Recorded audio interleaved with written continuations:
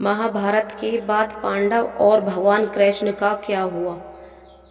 18 दिन के महाभारत के भीषण युद्ध के किस्से कहानी तो हम सब जानते हैं। ये भी जानते हैं कि पांडवों ने श्री कृष्ण के साथ मिलकर कौरवों को हराया था। किंतु उस युद्ध के बाद क्या हुआ, कौन बना राजा और कितने दिन तक चला राज्य। युद्ध के बाद पांडवों का राज चला और युधिष्ठिर बने राजा, लेकिन कौरवों की मां गांधारी ने श्री कृष्ण को श्राप दे डाला कि जैसे मेरे बच्चों की इतनी दर्दनाक मौत हुई है, उसी तरह तुम्हारा यादव परिवार भी तड़प तड़प के खत्म होगा।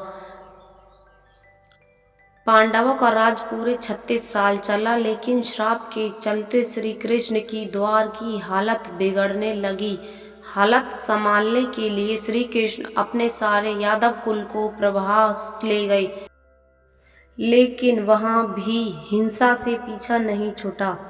ऐसी स्थिति हो गई कि पूरा यादव कुल एक दूसरे के खून का प्यासा हो गया, और बात वहां तक पहुंच गई जहां उन्होंने पूरे नस्ल का ही संहार कर डाला।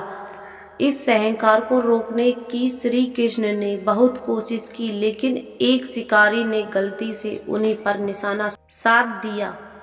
चूंकि श्री कृष्ण मानव योनि में थे, उनकी मृत्यु निश्चित थी। उनके बाद वेदव्यास ने अर्जुन से कह दिया कि अब तुम्हारे और तुम्हारे भाइयों के जीवन का उद्देश्य भी खत्म हो चुका है।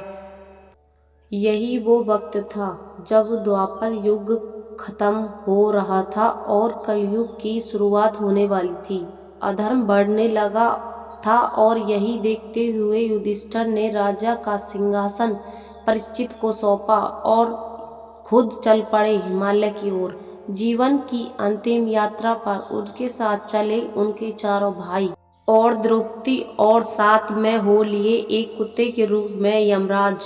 हिमालय की यात्रा आसान नहीं थी, और धीरे धीरे सभी युधिष्ठिर का साथ छोड़ने लगे। द्रौपदी से शुरुआत हुई और अंत में भीम का निधन हुआ।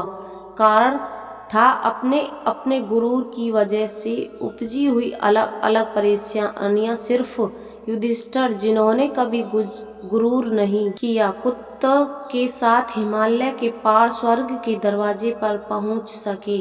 स्वर्ग के दरवाजे पर यमराज कुत्ते का स्वरूप छोड़ अपने असली रूप में आए, और फिर उन्होंने युधिष्ठिर को सबसे पहले नरक दिखाया। वहां द्रौपदी और अपने बाकी भाइयों को देख युधिष्ठिर उदास हुए, लेकिन फिर भगवान इंद्र के कहने पर कि अपने कर्मों की सजा भुगत वो जल्द ही स्वर्ग में दाखिल होंगे, युधिष्ठिर को चैन मिला।